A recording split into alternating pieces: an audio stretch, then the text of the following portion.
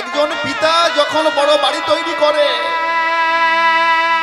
সেই বাড়ির সবচেয়ে ভালো রুম যেটা হয়, সেই রুমে কে থাকে? ছেলে না বাবা? কে থাকে? ছেলে থাকে। কিন্তু তৈরি করে বাবা। নির্দ্বিধায় ভাবে না সন্তানের সুখ হলে আমি সুখী হব। এখানে অনেক বাবা রয়েছেন, অনেক পিতা রয়েছেন। ভাবুন তো আপনার সুখ কোথায়? আপনাদের নিজের কাছে না। আপনি বাজারে গিয়েছেন, দেখছেন কালো কালো আঙ্গুর উঠেছে, লাল লাল আঙ্গুর উঠেছে, 400-500 টাকা কিলো। আমার ছেলেটা বড্ড খেতে ভালোবাসে, আঙ্গুর নিয়ে এসেছে। আপনি চাইলে কিন্তু বাজারে খেয়ে নিতে পারতেন। কোনো বাবাকে খেয়ে নেয় ছেলের জন্য আনে, ছেলেকে এমন করে আদর স্নেহ যত্ন দিয়ে বড় করে। কিন্তু সেই ছেলে যখন পিতামাতাকে দেখে না, পিতামাতাকে যখন পৃথক করে দেয়, পিতামাতার অন্তরে যে ব্যথা বেদনা কষ্ট, চোখের জল ফেলা, কিন্তু সন্তানকে অভিশাপ করে না, অভিসম্মান করে না। দূরে দূরে গিয়ে একটা ছোট্ট কুটির তৈরি করে থাকে। ভাবে প্রত্যেকটা সময় ভাবে, ছেলে আমাকে নাইবা খেতে দিল, ওরা যেন ভালো থাকে, ওরা যেন সুখী হয়। কিন্তু জানো, পিতাকে দুঃখ দিয়ে, পিতাকে কাঁদিয়ে, মা কাঁদিয়ে কোনোদিন সুখী হওয়া যায় না। তোমার অনেক বড় বাড়ি হতে পারে, তুমি অনেক শিক্ষা অর্জন করতে পারো, তোমার অনেক দামি গাড়ি থাকতে পারে, কিন্তু জেনে রেখো, পিতা স্বর্গ, পিতা ধর্ম, পিতা হি পরম প্রভু, পিতার সেবা করলে, পিতাকে প্রণাম করলে সমস্ত দেবতাকে প্রণাম করা হয়। যে সন্তান আমরা ভুলে যাই, তারা আমরা সন্তান হতে পারিনি, কোনোদিন হতে পারিনি। পিতৃদেব ভব, মাকে দেবী জ্ঞানে সেবা করতে হয়, পুজো করতে হয়। এখন তো পিতামাতা কিছু বললে আমরা বলে যে তুমি কিচ্ছু বোঝো না, চুপ করো। না, এটা করতে নেই, এটা কোনোদিন উচিত না। পিতামাতা সর্বদাই সন্তানের মঙ্গল কামনা করে গো, সর্বদাই। মায়ের হাড় যদি থাকে মাটিতে পোতা, তবু বলে বাছা তুই রইলি কোথায়। সর্বদাই সুরক্ষিত রাখার চেষ্টা করে। এটাই হলো আমাদের সনাতন ধর্ম, এইগুলোই হলো ভগবানের লীলা। যে লীলাতে, যে হরিবাসরে আমাদের এই শিক্ষাগুলো দেয়া হয়, ভগবান আমাদের এই শিক্ষাগুলো দিয়েছেন, আমরা বুঝতে পারিনি, তাই তো বিপদে পরিচালিত হই। তাই ভক্তমণ্ডলী মায়েরা কোনোদিন চেষ্টা করবেন যাতে পিতামাতাকে আমরা দুঃখ না দিয়ে ফেলি। আমরা হয়তো অজান্তে অনেক দুঃখ দিয়ে ফেলি, সেই জন্যই তো প্রণাম করতে হয়। কোথাও যাওয়ার পূর্বে, কোথাও থেকে এলে পিতামাতাকে প্রণাম করতে হয়। প্রণাম করে যান, পিতার আশীর্বাদ থাকলে জীবনের সমস্ত বাধা দূরীভূত হয়ে যাবে। কৃষ্ণ ডাকছে, মা মা।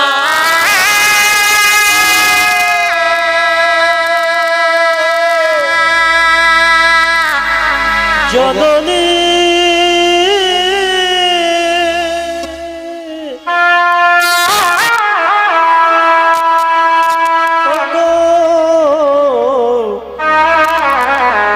গর্ভধারিণী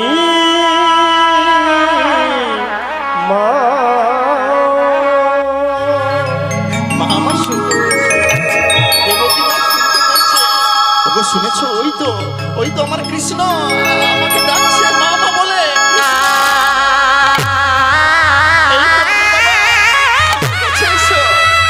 তুমি এসেছো, আমি জানতাম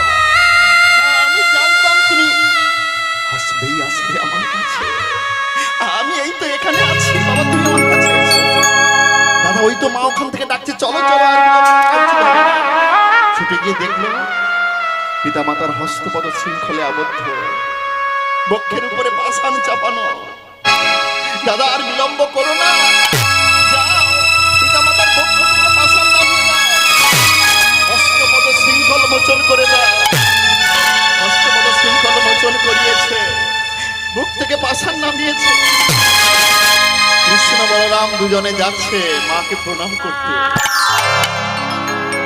যখন কৃষ্ণ বলরাম যাচ্ছে মাকে প্রণাম করতে, মা ঠিক সেই সময় কৃষ্ণকে বুকে জড়িয়ে ধরেছে। কৃষ্ণ, আমি জানি তুই কোনো সাধারণ সন্তান নয়, তুই আমার কোনো সাধারণ আর পাঁচটা ছেলের মতো তুই আমার সেরকম সন্তান নয়, আমি এটা ভালো করে জানি। তুই পুতনাকে বধ করেছিস, অঘাসুরকে বধ করেছিস, বকাসুরকে বধ করেছিস, কালিয় নাগ দমন করেছিস। আমার এইটুকু ছেলে এত কিছু করতে পারে, আমি পেরে তো এই কৃষ্ণ বল না, আমি বল থেকে তুমি আমার, আমি যদি তোর মা হই, তুই এত কিছু করতে পারলি, মাকে এত দুঃখ দিলি কেন? আমাকে কারাগারে থাকতে হলো কেন? এত দুঃখ এত যন্ত্রণা পেতে হলো কেন? কৃষ্ণ বলছে, জানো মা কেন পেয়েছো জানো? একটা সত্যি কথা শোনো মা, তুমি আমার মা, তোমাকে আমি দুঃখ দিতে চাই না, কষ্ট দিতে চাই না, তবুও তোমাকে এটা শুনতে হবে। তুমি যখন জিজ্ঞেস করেছো, শোনো মা, কাঁদালে দিতে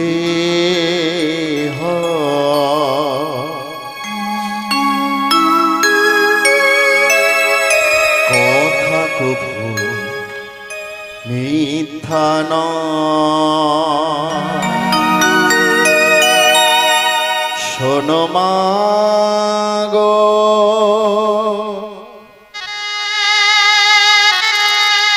শাস্ত্রেরই বচন,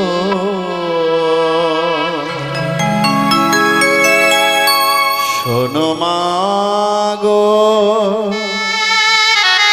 শাস্ত্রেরই বচন।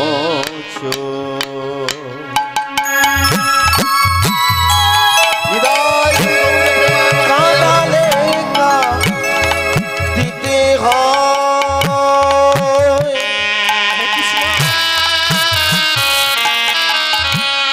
মাগো কথা কবু মিথ্যা নয়। শোনো মাগো, শাস্ত্রের বচন, শোনো মাগো, শাস্ত্রের বচন। কাঁদালে কাঁদিতে হয়,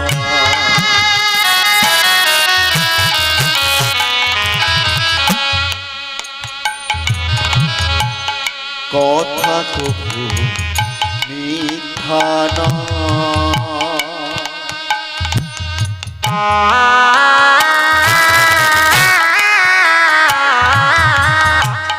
শোনো মাগো,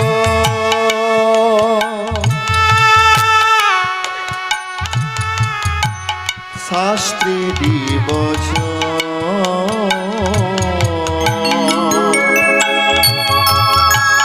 শোনো মাগো, শাস্ত্রেরই বচন। কাঁদালে কাঁদিতে হয়, মাগো কথা কবু মিথ্যা নয়। শোনো মাগো, শাস্ত্রের বচন, শোনো মাগো, শাস্ত্রের বচন।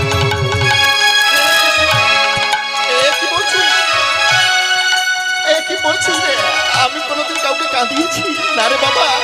এই আমি তোকে এই ছেলে বলছি, আমি কোনোদিন কাউকে দুঃখ দিইনি, কোনোদিন কাউকে কাঁদাইনি রে বাবা। তুই আমার কথা বিশ্বাস কর। মা, তুমি ঠিক বলেছ, তুমি কোনোদিন কাউকে কাঁদাওনি, তুমি এ জীবনে কাঁদাওনি। তুমি কাঁদিয়েছিলে, ভালো করে মনে করে দেখো, ত্রেতা যুগে তুমি ছিলে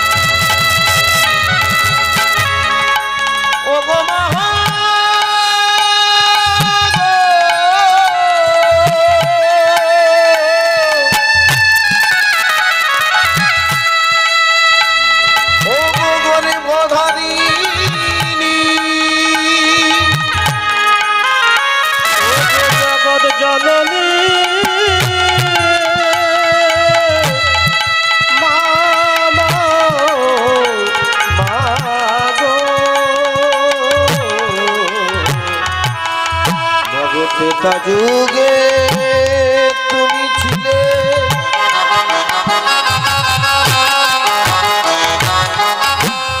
কই কই মাতা, তোমারি কারণে বলে পাঠালো যে পিতা। মাগো তোমারি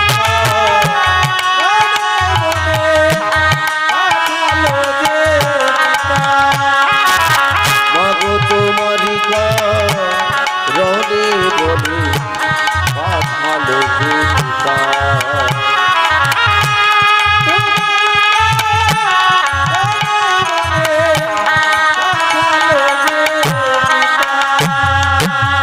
মা, তুমি ভুলে গেছো মা। শোনো মা, এই জগতে পাপ ছাড়ে না বাপকে।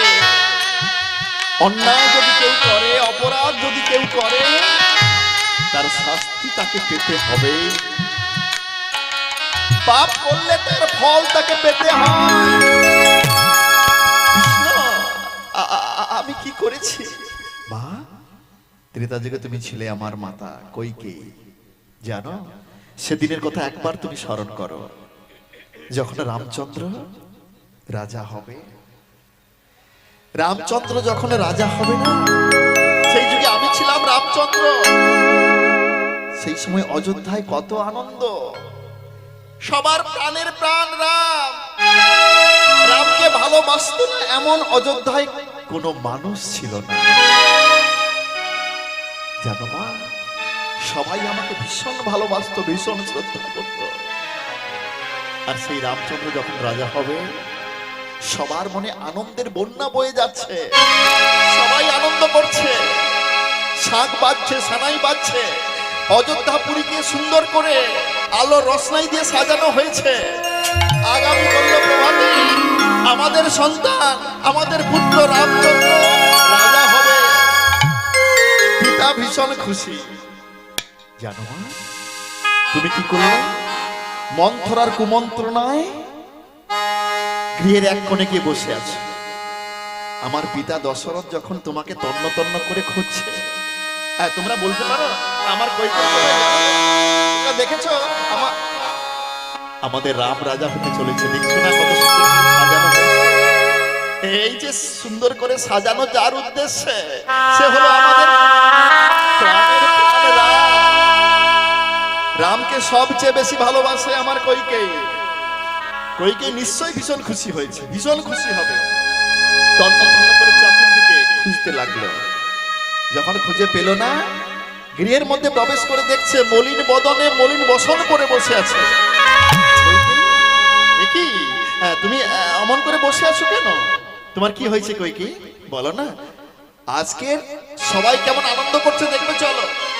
কত মানুষ আসছে আমাদের বাড়িতে, আমাকে ধন্য ধন্য করছে। আমাকে কি বলছে জানো? এমন পুত্রের পিতা হয়েছো তুমি, কত জন্মের সৌভাগ্য না হলে এমন রামের মতো সন্তান লাভ করা যায় না। আর সেই রামকে তো তুমি ভীষণ ভালোবাসো, তুমি এমন করে বসে আছো কেন?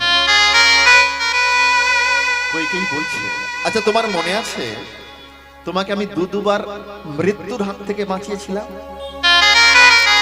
মনে থাকবে না? তুমি যদি সেদিন এমন করে আমাকে সেবা না করতে, আমি তো কবেই মারা যেতাম। এই ঋণ আমি কোনোদিন তোমার শোধ করতে পারবো না। সেই জন্যই বলছি, তুমি আমাকে বলেছিলে দুটো বর দেবে বলে।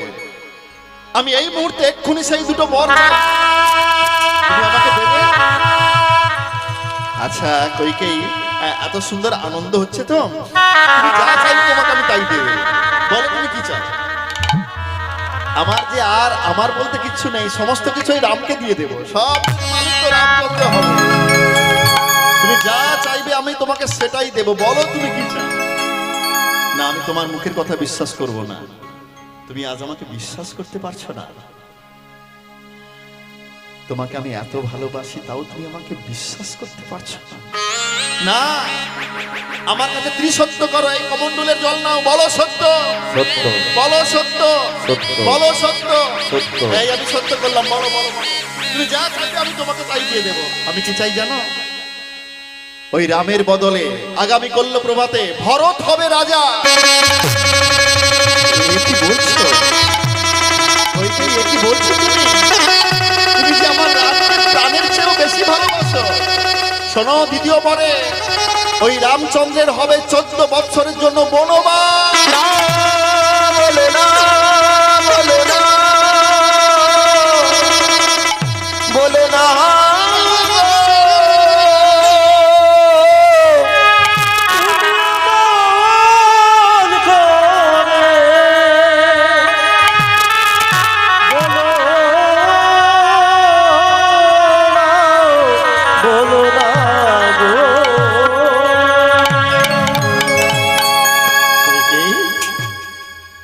তুমি আমাকে কি পরীক্ষা করছো আমি রামকে কতটা ভালোবাসি? না না না, তুমি আমার সঙ্গে যাই করতে পারো, কিন্তু রামকে যে আমি কতটা ভালোবাসি সেটা আমি পরীক্ষা করতে পারো। ওই রামকে ছাড়া যে আমি বাঁচবো না। আমার জীবন, মন, প্রাণ, ধ্যান, সমস্ত কিছু যে আমার রাম। তুমি বলো না, এটা তুমি এমনি বলেছো আমাকে? বলো না, বলো না, চুপ করে আছো কেন? না, আমি চাই এই দুটো বর তোমাকে দিতে হবে। তুমি যে রামকে এত ভালোবাসতে, এই সবই কি ছিল তোমার অভিনয়? কইকে তুমি এত ভালো অভিনয় করতে পারো আমি জানতাম না। রাম কোথাও চলে গেলে তুমি বহির দরজায় অপেক্ষা করো। আমার রাম কখন ফিরে আসবে?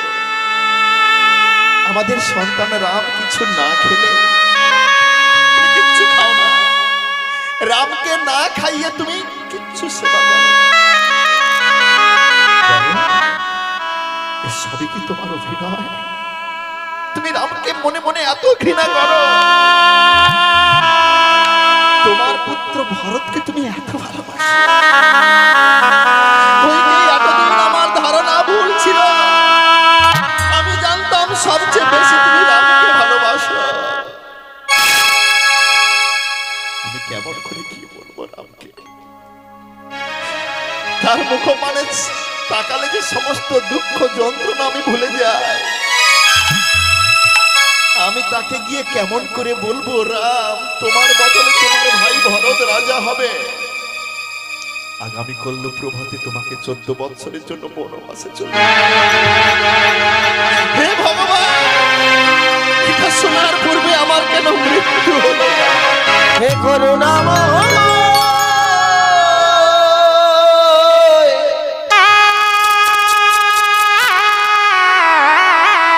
বলো বলো কোনে অপরাধ,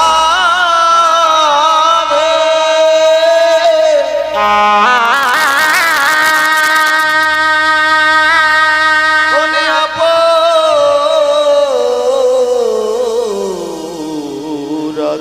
কই জানো,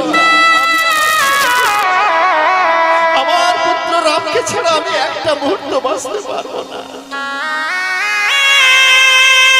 রামচন্দ্র বহির দরজায় দাঁড়িয়ে সব শুনলেন।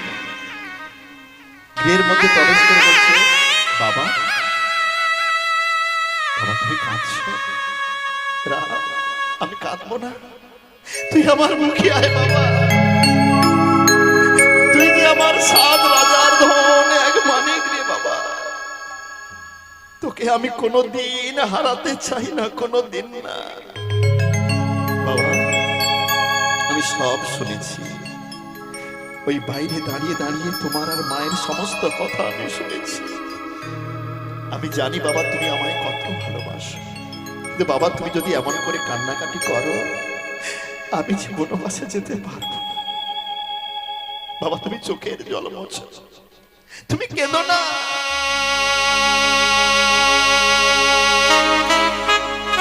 কৃষ্ণ বলছে, মা তোমার সেদিনের কথা মনে আছে?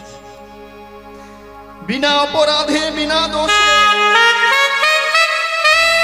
তুমি রামকে বনবাসে পাঠিয়েছিলে, সেই অপরাধে সেই জন্য তোমাকে এতদিন তোমাকে এই কৃষ্ণকে ছেড়ে থাকতে হলো, নিজের পুত্রকে ছেড়ে থাকতে হলো, জানো মা? আচ্ছা কৃষ্ণ, বলতে পারিস আমার এই মাতৃত্বের স্বাদ আমি পূর্ণ করতে পারলাম না, জন্মের পরে তোকে আমি আমার স্তনদুগ্ধ দান করতে পারলাম না, বল আমি কি অন্যায় করেছি, বল না কি আমি অপরাধ করেছি? জানো মা, যখন পরের দিন সকালে আমি আমার ভাই লক্ষণ সীতা দেবীকে সঙ্গে করে নিয়ে বনবাসে চলে যাব, মাতা কৌশল্যা, আমার মা কৌশল্যা ঘন ঘন মূর্ছিত হয়ে পড়ছে।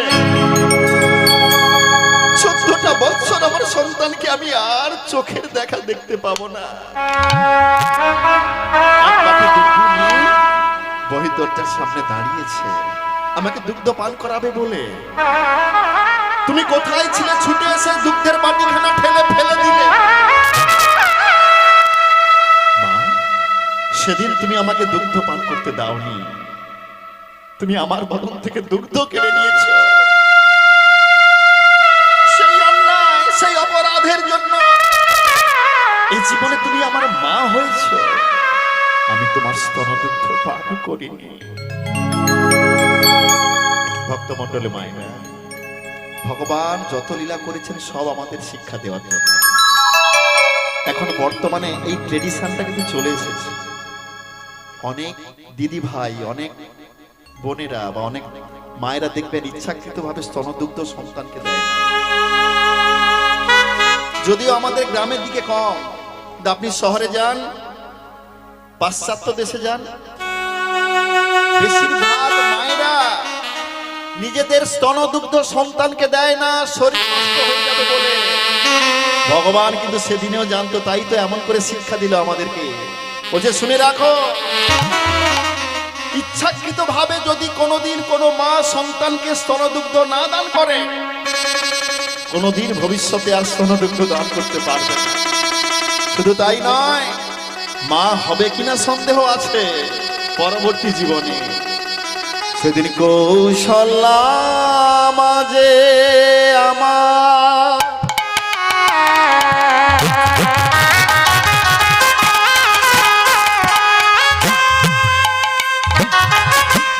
কত কেঁদেছিল, কৌশল্যা মাঝে আমার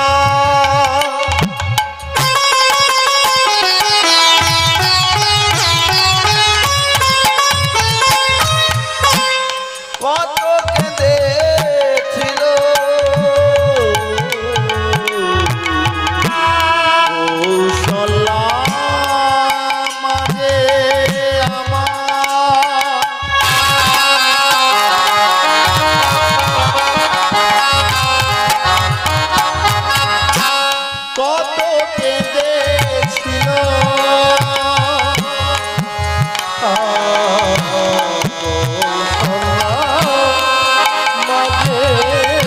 আমার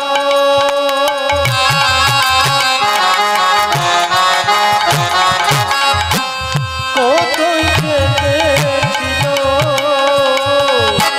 কেঁদে কেঁদে ছোট করে তুলো